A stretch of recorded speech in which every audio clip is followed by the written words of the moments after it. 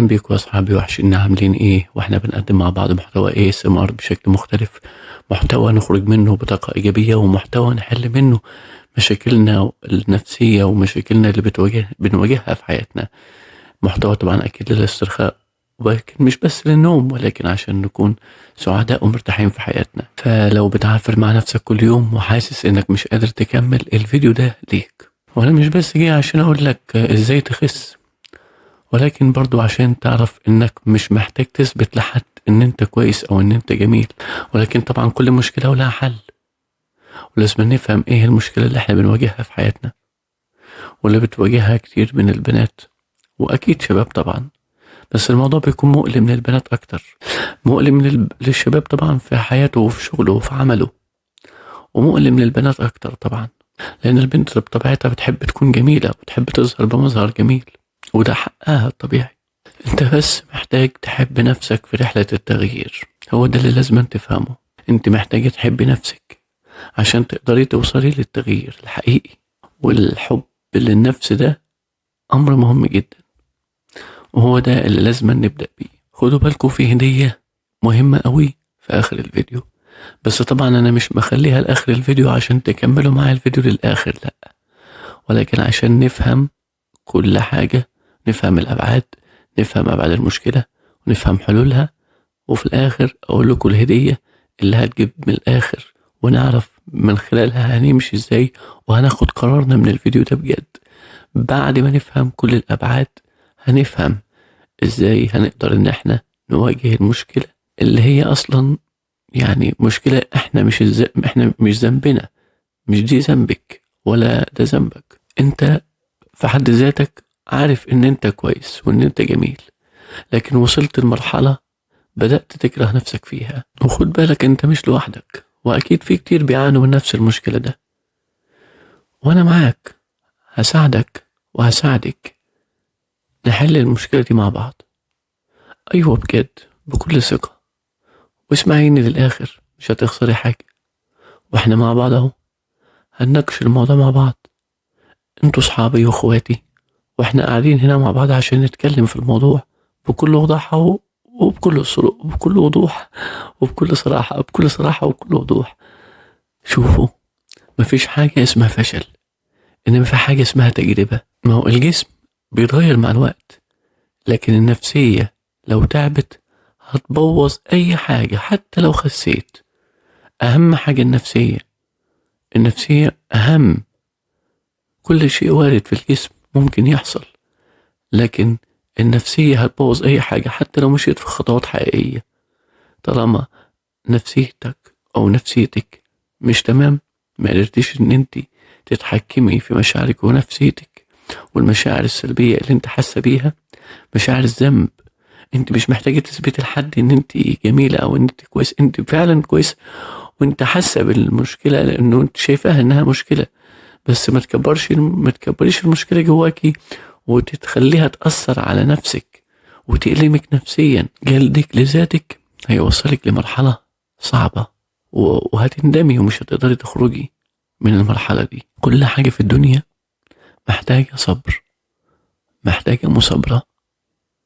أكيد دي دنيا، كل حاجة في الدنيا كده محتاجة صبر ومحتاجة مثابرة ومحتاجة تعب، وفي نفس الوقت محتاجة حب ورحمة للنفس. عشان كده قلت لكم النفسية مؤذية أكتر، النفسية ممكن تدمر أي حاجة. في نصيحة لازم تعملوا بيها، النصيحة دي مهمة جدا.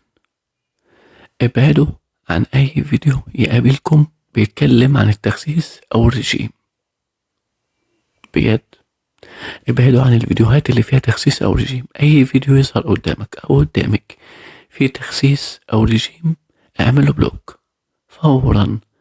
اعمل بلوك لأي فيديو فيه تخسيس رجيم.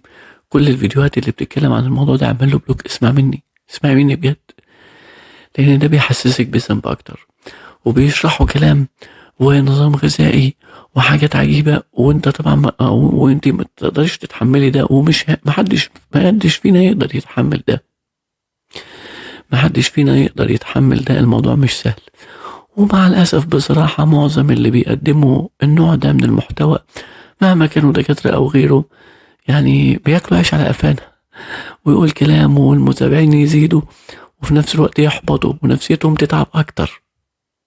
هو مش مهتم بصحتك النفسية، إنما هو يقول لك كلام يواسيك، ويقول لك إن أنت أيوه هتبقى كويس، ومش على النظام الغذائي، واعمل كذا، واشرب مية، لا كله، ويحاول إن هو يحبطك. أنت بتحبط أكتر لما بتشوف الفيديوهات دي. دي أول خطوة، إنك أي فيديو يظهر ليك، ما هو التيك توك أو اليوتيوب أو غيره بيظهر لك المحتوى اللي أنت مهتم بيه.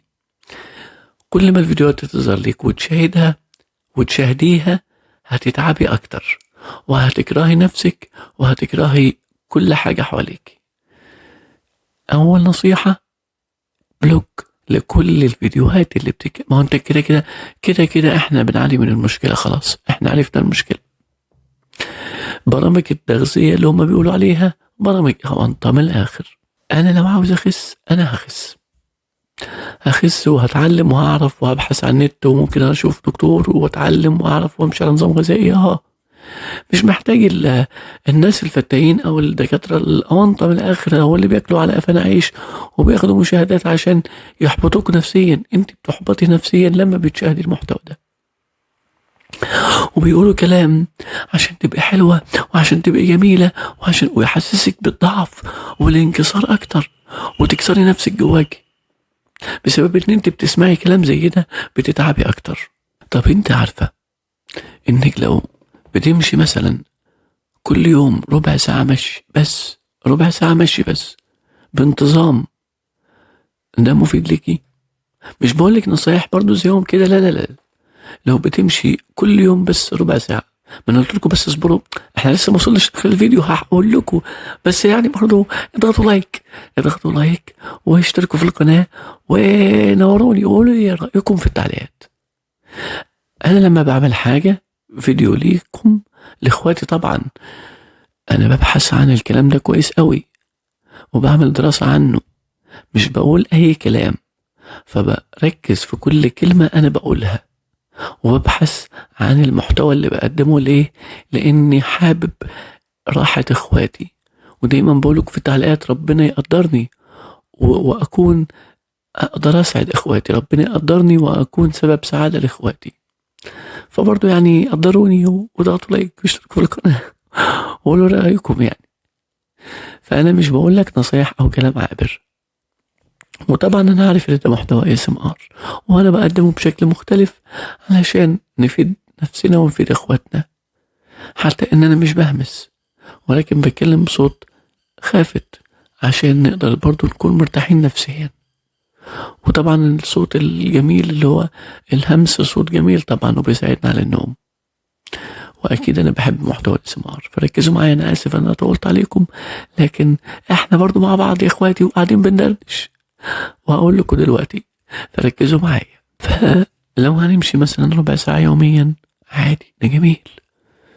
لو هناكل أكلنا ناكل أكلنا اللي بنحبه، لكن ننظم الأكل، ده حق جسمنا علينا.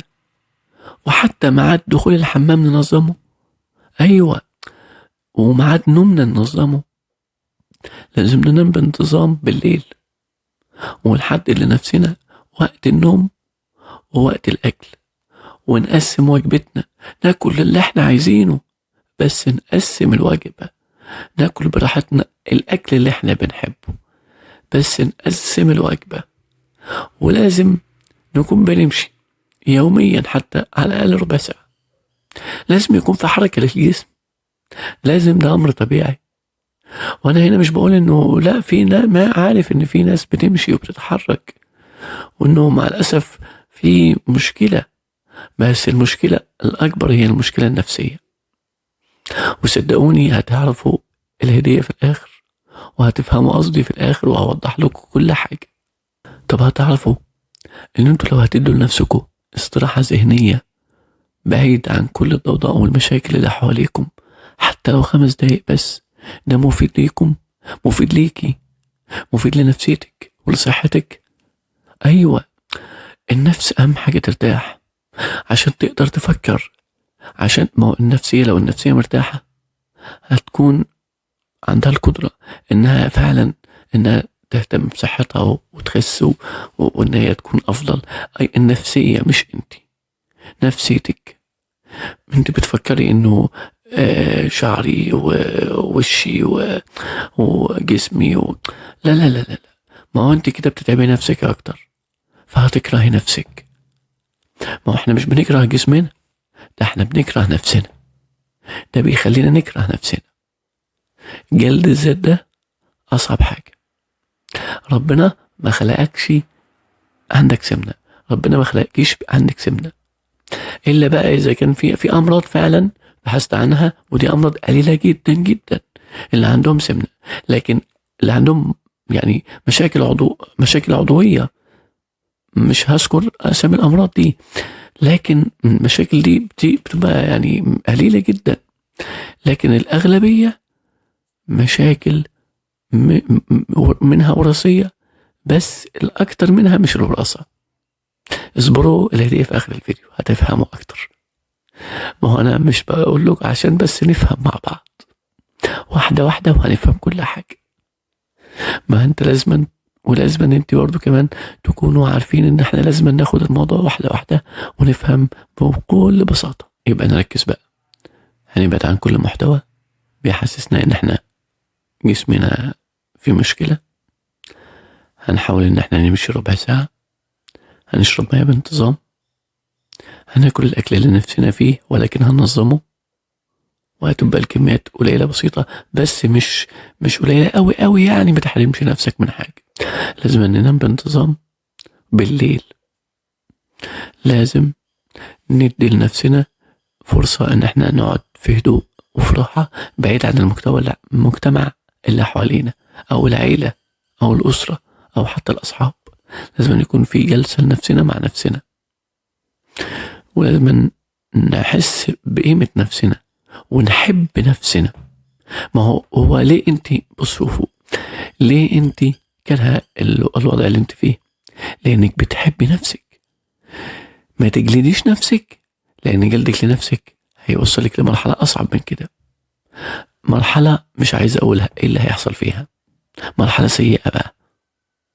هو ده، لو انا كرهت نفسي هيجيني امراض، هيجيني مشاكل، ايوه، هتعب نفسيا اكتر، وهقول لنفسي ما هو دي وراثة، ما هي دي وراثة. لا، هي في الحقيقة مش وراثة. وهقول لكم ليه، وهقول لك ليه.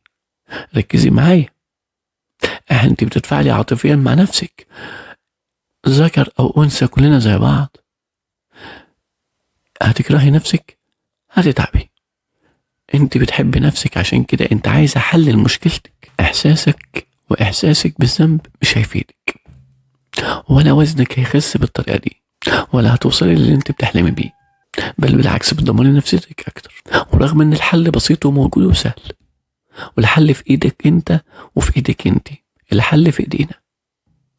ربنا ما خلقكيش سمينة، وما تقوليش دي وراثة، لا، ربنا ما خلقكيش سمينة، ربنا ما خلقكش عندك سمنة، وما تقولش دي جينات، ربنا ما خلقكش كده. كل المطلوب منك انك تكملي مهما كانت الظروف، كل المطلوب منك مهما كانت الخطوات اللي بتنفذيها خطوات بسيطة ما تستقليش بيها. هو مين اللي قال ان الرحلة الصح لازم أن تكون سريعة؟ مفيش حاجة بتيجي بسرعة ابدا في الحياة عموما. حتى عمرنا هو احنا بنكبر بسرعة، او بننمو بسرعة، او حتى افكارنا بتتكون بسرعة، ولا مع تجارب واحداث؟ صح؟ هل الشجرة بتطرح بسرعة؟ هل المبنى اللي بيتبني فجأة بيتبني بسرعة؟ كل حاجة بتاخد وقتها، صح؟ الرحلة الصح بتاخد وقتها، ومحتاجة قلب طيب زي قلبك. ده بجد، فعلا يا أختي أنا بتكلم بجد. أنا حاسس بكل اللي انت فيه، حاسس بالألم اللي بتمر بيه، حاسس بكل ألم إخواتي اللي بيعانوا من نفس المشكلة دي. هي مشكلة فعلا مؤلمة نفسيا، لكن احنا لو تركنا الأمر لنفسنا هنتعب أكتر. زي ما قلت لكم، لازما الحل في إيدينا، إن احنا نواجه نفسنا، لأنه النفس هي اللي بتدمر الواحد، هي اللي بتدمر الإنسان، هي اللي هتدمرك، هي اللي هتدمرك. فما تعمليش في نفسك كده. ربنا رحمته كبيرة قوي ورحمته واسعة. ربنا ما خلقش حد عشان يعذبه. وتاني بقول ربنا ما خلقكش عندك سمنة، وربنا ما خلقكيش عندك سمنة. مش مرض ده، انما ده تكون بسبب معين، بسبب مش بس وراثي، انما بسبب سلوك. وهوضح ده. انا عارف ان ساعات الدنيا بتضيق عليك، وبتحسي انك بتعافري لوحدك. انا عارف ده، ومحدش حاسس بيكي وبالألم اللي انت بتشعر بيه. وده بيخليكي تخزني جوه نفسك اكتر وتتعبي اكتر، فتاكلي بنهم وتعاقبي نفسك. وهو ده اللي انت ترضي نفسك. مش ده الطريقة الصح. انت محتاجة بس انك تعرفي الطريق الصح اللي يوصلك للنتيجة الصح. حتى الناس اللي حواليك وحتى الناس اللي حواليك ساعات يسحبوا منك ثقتك بنفسك، حتى من غير ما تحسي، حتى ولو كانت بكلمة بسيطة. في كلمات انت بتشعري بيها، وفي كلمات ممكن تعديها، لكن بتسحب الثقة سنة سنة، واحدة واحدة، وتتعب النفس وتأثر فيه. الكلمة مهما كانت حتى لو بهزار بتكون قاسية على النفس. بس خلي بالك، قوتك الحقيقية مش مع الناس مهما كانوا قريبين. قوتك الحقيقية جواكي انت، وانت مش مضطرة تثبتي لحد ان انت كويسة. انت كويسة وجميلة، ده مش كلام مجاملة، دي حقيقة. ولو فكرتي كده هتوصلي فعلا للراحة فعلا، وهتوصلي انك تحققي حلمك، وتكوني جسم جميل وشعر جميل وكل حاجة فيها جميلة. ده حق طبيعي لأي بنت ولأي حتى ذكر، يعني سواء ولد أو بنت بيفكر برضه في منظره وجماله كله. والبنت طبعا بتتأثر عاطفيا وبتتعب نفسيا من حاجة زي كده أكتر من الولد، ده حقيقة. لكن الأمر متعب على الجميع، يعني على ولد أو بنت كله بيتعب. لكن الحل موجود، وأهم خطوة فيه إن احنا نبعد عن الفيديوهات اللي بتتعبنا نفسيا، وبتقعد تتكلم عن التخسيس وعن الرجيم والكلام اللي مع الأسف مش مبني على علم أبدا، وبيضلوا الناس مع الأسف، وبيجوا على حساب نفس الناس من غير ضمير ومن غير وعي كمان. كل مرة تمشي فيها خطوة بسيطة، كل مرة تقولي لنفسك أنا همشي حتى لو كان الطريق صعب، كل مرة وانت بتشجعي نفسك، صدقيني هتوصلي. وصدقيني كل ده له قيمة عند ربنا، وله قيمة في حياتك، لأن ربنا هيقويكي ويعينك. كل حاجة صغيرة بتكبر مع الوقت. امسح الأفكار السلبية، وبعد عن أي حاجة تحبطك، حتى لو هتمشي خطوات بسيطة. كل عادة بسيطة بتكبر مع الوقت، وبتحس بإنك أنتجت وإنك عملت حاجة مهما كانت الخطوات بسيطة. زي ما قلت، كل عادة أنت اكتسبتها ومشيت عليها بتتحول لقوة، بس بلطف مش بعنف. ما تقسوش على نفسك ولا حتى تحرم نفسك. ما تسمعش الأفكار السلبية. انت قوي، وانت جميلة، وانت تستحقي ان انت تعيشي وتستاهلي الأفضل. والأفضل هيجيلك بس بإيمانك وثقتك بنفسك، مش بس كمان حتى عشان وزنك، ولكن عشان قلبك الجميل الطيب. ده بجد مش مجاملة. صدق نفسك وخليك صادق مع نفسك وخليك طيب مع نفسك. وانا مش هطول عليكم اكتر من كده، وهقول لكم الهدية دلوقتي. هقول لكم على الهدية، فركزوا معايا. هقول لكم على معلومات غريبة هتخليك تعرف فعلا الطريق الصح اللي هيوصلك فعلا اللي انت بتتمنيه. لو نفذتي الخطوات دي وعرفتي ايه اللي المفروض هتعمليه. انت تعرفي ان انت مش بتعاني من سمنة عشان وراثة ابدا، بالعكس، انت بتعاني من السمنة عشان بتاكل زي اهلك. على فكرة هوضح لك وهوضح لك ليه. ركزي بس معايا. تعال نفكر كده مع بعض. لو جبنا طفل تخين وخدناه من بيت اهله ووديناه لبيت فيه العيلة دي بتاكل بشكل منتظم، وبياكلوا برضو أكل صحي، وكمان مش بس كده، وبيلعبوا رياضة وبيتكلموا كلام إيجابي وبيناموا بانتظام، وكده أسلوب حياتهم منتظم وجميل. هل الولد التخين ده اللي هو أهله تخان عن بيعانوا من السمنة، هل هيطلع زيهم؟ أبدا لا، ما بيحصلش، مش هيحصل. إذا حصل ده يبقى مرض بقى، لكن ده في الغالب لا، ما بيحصلش. ولو عكسنا الأمر وجبنا ولد نحيف وأهله عندهم نحافة، ودينا عند ناس بتاكل بقى أكل غير صحي، ودايما بياكلوا دايما سهرانين ومش بيمارسوا رياضة، وحتى البيت ممكن يكون في مشاكل أو كآبة وبيقعدوا يدبوا في الأكل وخلاص، هيطلع زيهم برضو. الأمر مش وراثة. وعشان كده قلت لكم ربنا ما خلقكيش بالسمنة، ربنا ما خلقكيش عندك التخنة أو كده، لا، ده مش موجود عندك. انتي مش تخينة، انت ما عندكيش سمنة، دي مش وراثة، انما ده سلوك، سلوك ونمط حياة اكتسبتيه. السمنة مرض، والمرض ده اساسه سلوكياتك انت. وانا هنا مش بتهمك انت السبب في ده، لا، احنا بنعرف بس السبب عشان نحل المشكلة سوا. احنا بنعترف لنفسنا بالمرض عشان نعرف ايه الحل، بنعترف لنفسنا بالمشكلة عشان نعرف ايه حلها. فاهمين قصدي؟ فالاكل اللي انت بتاكله والاكل اللي انت بتاكليه هو نمط من حياتك اللي انت اكتسبتيه.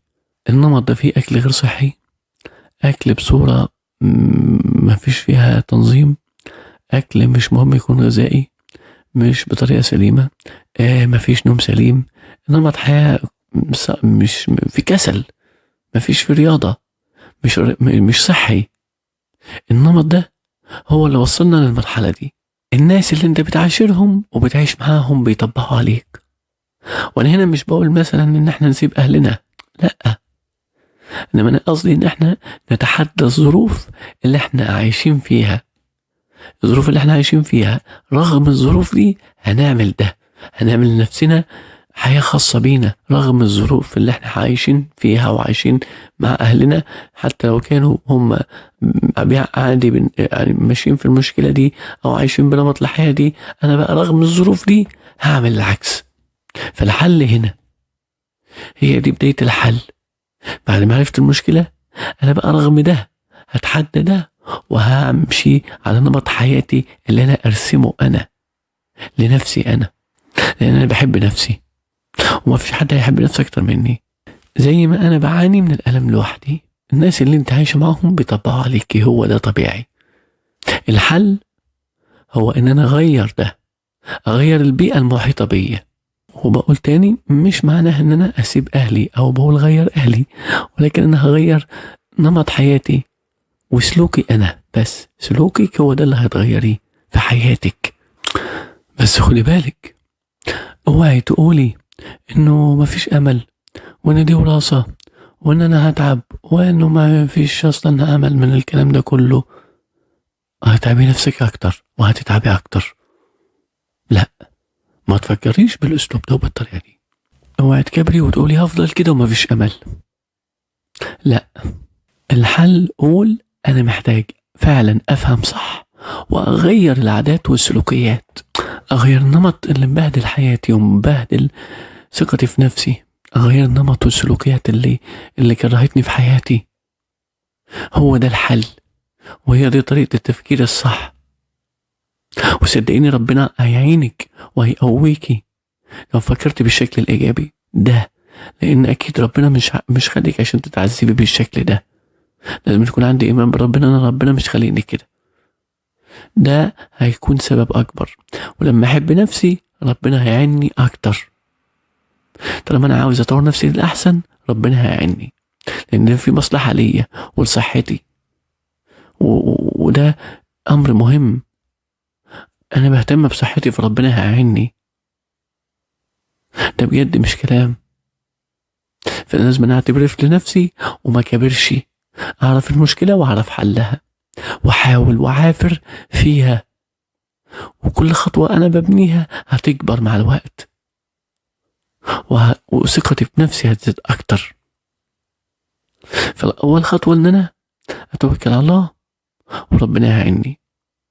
اول خطوة ان انا احب نفسي، ابعد عن المحتوى اللي بيأذيني، اغير سلوك حياتي حتى لو كان مختلف عن الناس اللي حواليا.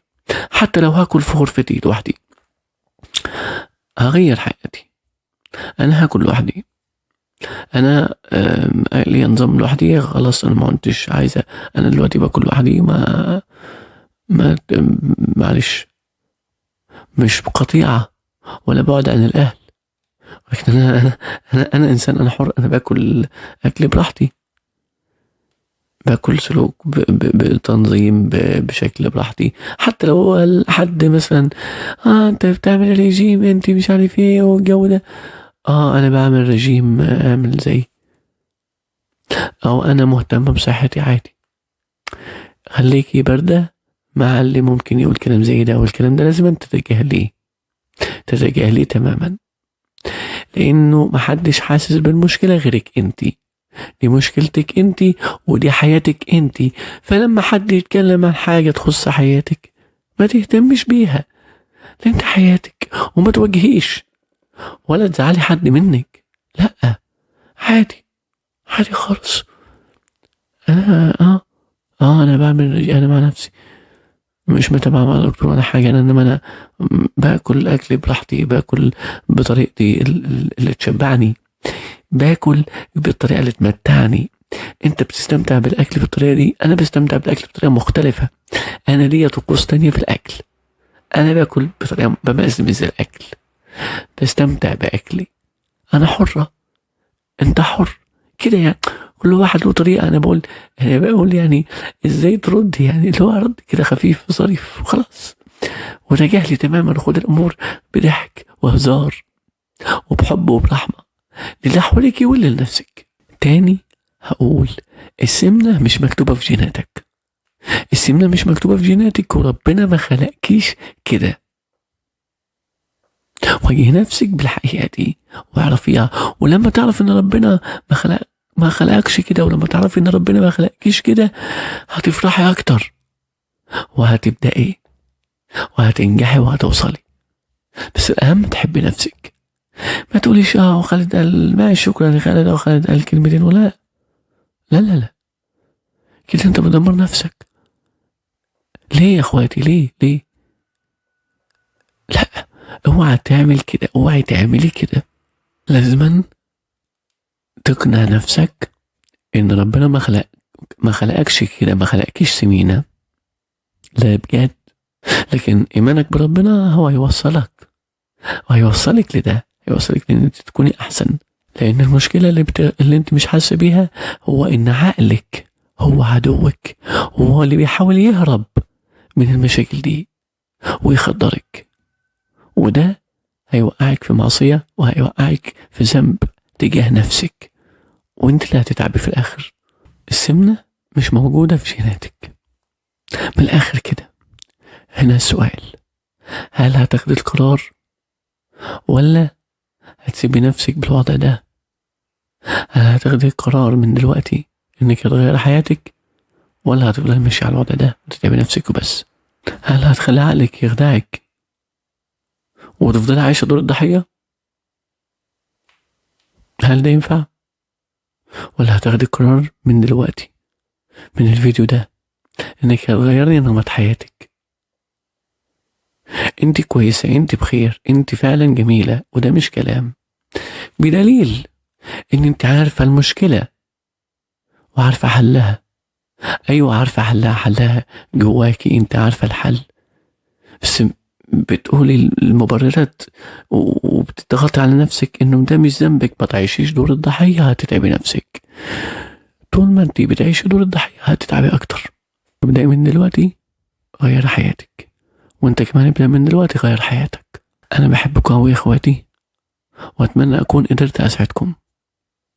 اشتركوا في القناة بقى واضغطوا لايك وقولوا رأيكم في التعليقات، وشاهدوا الفيديوهات اللي فاتت، واشوفكم على خير في سعادة وراحة وامان. سلام.